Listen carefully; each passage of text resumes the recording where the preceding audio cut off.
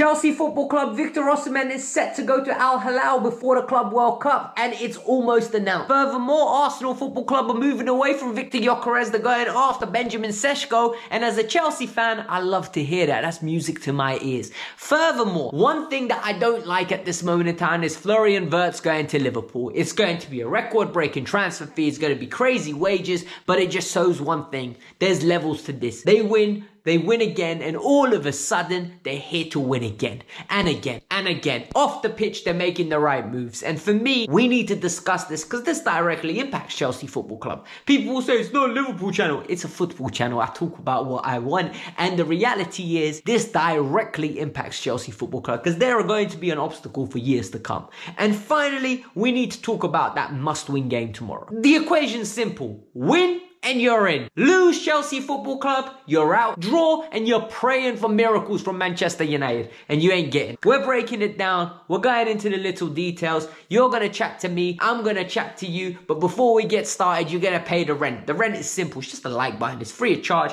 Hit that button right now. And if you're new to the channel, subscribe. But let's start breaking down the news. It's happening. And I didn't want it to happen, but it's happening. Chelsea Football Club did not react. Chelsea Football Club spoke to Victor Osimhen last year, and they couldn't get the wages to agree. Chelsea wanted it. Osimhen wanted to come to Chelsea. Problem was, there was just a boundary. There was a barrier that couldn't be crossed. It gets to the point now, it's not about the finances, it's about pride, it's about joy, and it's about your worth. Look, the reality is, Osimhen believes he's worth a certain value. Chelsea don't believe he is. And now, it's got to where both camps have put their heels into the ground, and they're not moving an inch. And what's happening here is, Saudi Arabia and Al Hilal come in and they're like, hey, Victor, you want that money? Brother, we can give you more and more. Whatever you're getting now, I can get you more. You want a nicer car? I'll get you 2 of them. You want a nice house? I'll get you 3 of them. Just come to our league. Come to the Saudi Pro League and we will change your life. That's what they're saying to him. And the reality here is now, Victor Osimhen looks set to be going to Al Hilal before the Club World Cup. I don't like telling people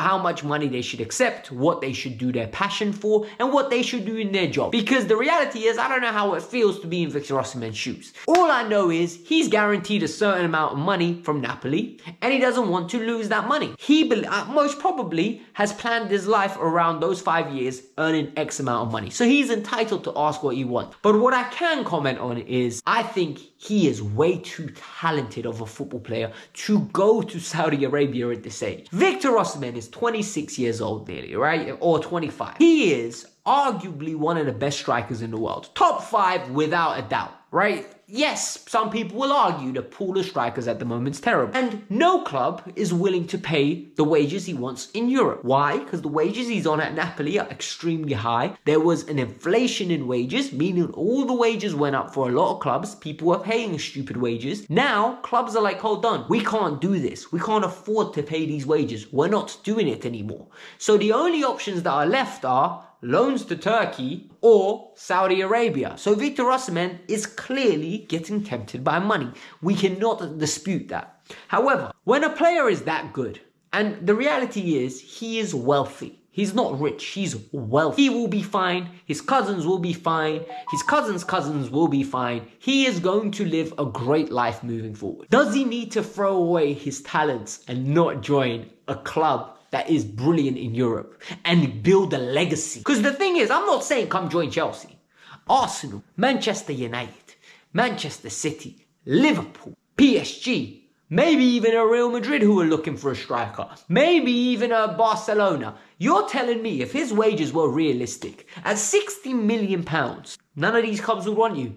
None of them. The problem is, these clubs don't want him because the wages are astronomical. And now reports in Saudi Arabia are coming out that this deal is nearly done. He is going to join on a 3-year deal. He's going to join before the Club World Cup, and he will be playing for Al Hilal. For me, this is an incredible waste of talent. He is far too talented to be semi-retiring at this age. Because that's what I view. A lot of you might disagree with me. A lot of you say this is disrespectful. The players that go to that league are N'Golo Kante, Benzema, what's his name? Cristiano Ronaldo. There are so many. Milinkovic, Savic. What do you know about all these players? They've all seen their best days already. They're going there for that last paycheck. They're going there to elevate the league. Victor doesn't need to do that. He can have that in 3-4 years time when he's 30. This is why when Bruno Fernandes gets offered that money, I'm like, yo, Bruno, it kind of makes sense. You're 31. Go secure that last bag. You're not doing anything in Manchester United. Your career is basically over. You're on the downfall on your career. Victor Osimhen can still win a Champions League. Victor Osimhen can still win league titles around Europe. He is that talented. I'm very, very disappointed if he goes. But at the same time, who cares what I think? Let me know what you think. Arsenal Football Club are in a little bit of a predicament. They've got a little situation. They've got a little dilemma going on. And people won't accept it. They won't agree with it. But sources are coming out now that Benjamin Šeško is their #1 target because they're going to go with the manager.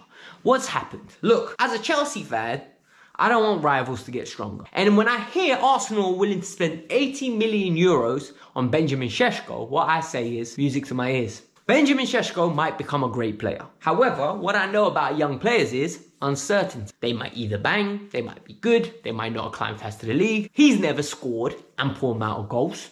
And for me, it's like, would I want Šeško at my club? No, I don't think Šeško's good enough. I'd be very disappointed if we spent 80 million euros on Benjamin Šeško.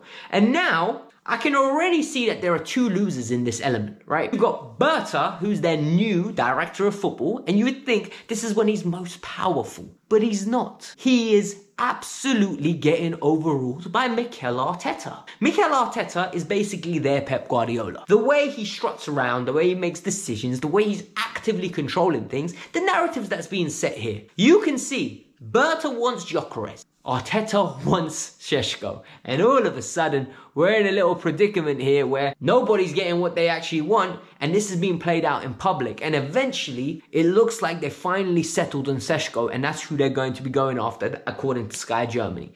As a Chelsea fan, as somebody looking from the outside in, I actually think this is a huge mistake for Arsenal Football Club. I think Arsenal are in a really good predicament right now where their two centre-halves are elite. I think Declan Rice is doing a tremendous job for them. In Bukayo Saka, they have an X factor. What they need right now, in Raya, they got a solid keeper. What they need right now is two more decisive players.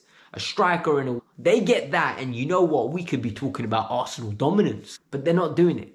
What they're doing now is they're adding Šeško in 80 million euros where it's another experiment. It's another, he could be good. It's another thing. Go and get Victor Gyökeres and we will fear you. But at this moment in time, under this current iteration, going with Mikel Arteta, boy, I am not fearing nothing. Keep doing it. Do it. I will not be scared of Arsenal Football Club next year. Speaking of intent and speaking of fear, Liverpool Football Club, now that's another situation. As a Chelsea fan, I am petrified of what Liverpool are building. Because what I've noticed is, at this moment in time, they've got Edwards as the DFO, or as the head of the corporation of Liverpool. They've got Richard Hughes, I think his name is, as the director of football. And they're building something there, and you can see it. I can see it. Now the reality is, who else can see it? What they're doing is they're going after Florian Wirtz. So it looks like Florian Wirtz, according to Fabrizio and Ornstein, is really close to joining Liverpool. As a Chelsea fan, I'm jealous. Frimpong, I'm not jealous. Kavkas, I would not be jealous.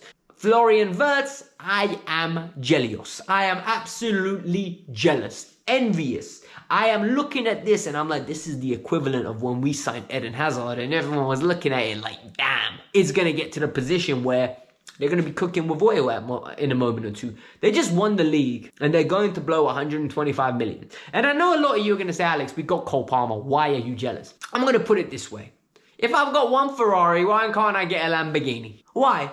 He's the sort of level talent where you get it and you make it work. And the reality is, what's damning and what really annoys me is they're going after Florian Wirtz. We're going after João Pedro. And reports have come out that the João Pedro was over-exaggerated by the Brazilian media and there are no talks going on. It's coming from Ben Jacobs. However, we're just talking assumptions and links. You know what I mean? Florian Wirtz, one of the best young players in the world, one of the best proven players in the world, João Pedro.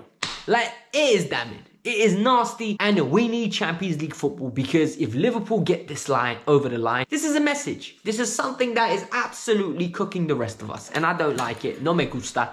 Let's keep it stepping to the next story. When it comes to this next story and it's Chelsea Football Club versus Nottingham Forest, we need to talk about it. Look, Forest at home have not been the most elegant side. They get the job done, They're not very pretty to watch. However, they are our kryptonite. The way that we play and the way that they play, it is shaky.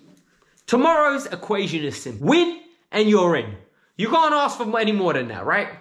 None of us can sit here and say, oh my God, we need to depend on other teams to handle our business. No, by no means, by no mercy, we are fine. What Chelsea Football Club have to do is go into that game. Chelsea Football Club have to win it, and we don't need to worry about no one else. No difference between 3rd, 4th and 5th. I will not care, you will not care. We'll hear the Champions League anthem. We're going to be happy and we're going to be cooking with oil. The question is, can they do it and what team I would go with? I don't know. I am so swayed on every single day with my decision. 1 minute I think we're going to win. Next minute I think we're going to lose. Then I think we're going to draw. That epitomizes our season with this team. I like this team. No matter what happens tomorrow, I will still say we have talent. I think there's some positive in our future. Problem is it can't be it is a failure if we don't get Champions League football. Why? Because at the start of the year, what did I say? I just want Champions League football. I said we can get a cup in the Conference League, but I want Champions League football. So I can't just change the narrative. But I am very nervous. I don't know what we're going to do tomorrow. I can't even make a prediction because I just told you, man, I'm 1 minute this, 1 minute that. What I do think is the team that we need to go with is experience. The defense, I want 4 experienced players. And when I say experienced, I mean number of games played. Number 1, I'm going with Reece James at right back. I think the importance of Reece James for stability, for nerves, for quality is going to be tremendous. He needs to step up. This is where we learn if he's become the leader that we wanted him. Tosin and Colwell. Colwell's played like 100 Premier League games at this moment in time, or maybe just a bit under 100. He's experienced enough now. Tosin, yo, this is what you were brought in for. You were brought in here to be anchor the team. You were brought into here to elevate the team. You were brought in here to be there for the aerial presence and guide everyone. Brilliant. Left back, Cucurella. Cucurella needs to play. I don't even think I need to explain myself. Arguably one of our most dangerous players going forward. Brave on the ball, willing to get on the ball. Just a good player. Midfield, and this is where it gets tricky. Because every part of me wants to say what I would do, but I know Enzo Maresca won't do this. I believe he's going to go with Enzo and he's going to go with Caicedo.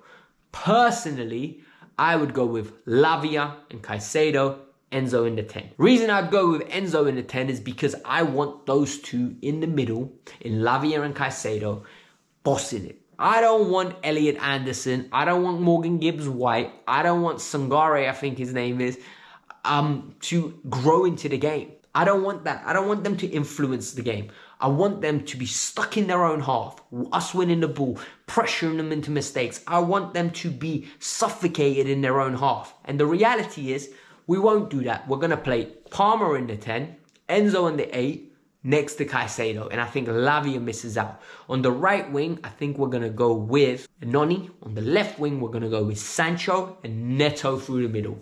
Does that team convince me? Nicholas Jackson, broski, you got blood on your hands. Because that red card is costing us dearly. And I don't like it. And it frustrates me. It annoys me. But it is what it is. I can't complain. You can't complain. It's the card that I've been dealt. If I told you beforehand, we are going to have an opportunity to make Champions League and all we have to do is beat Nottingham Forest at the Forest ground, a lot of you are going to say, you know what? I'll take that. And in this case, we have to take it. I will be back with a review. I will review the game. I will tell you how my thoughts. Hopefully, it's all good. Not too much bad and nothing ugly. However, it is Chelsea. Prepare yourselves. Strap in. Have a big breakfast. Have a big lunch. Sit down. Pray. Get yourselves ready for the game. Peace out. I'm out. Have a lovely day, peeps. Thank you for watching once again. Without you, there is no Kavkas View. Peace out. I'm out. Bye.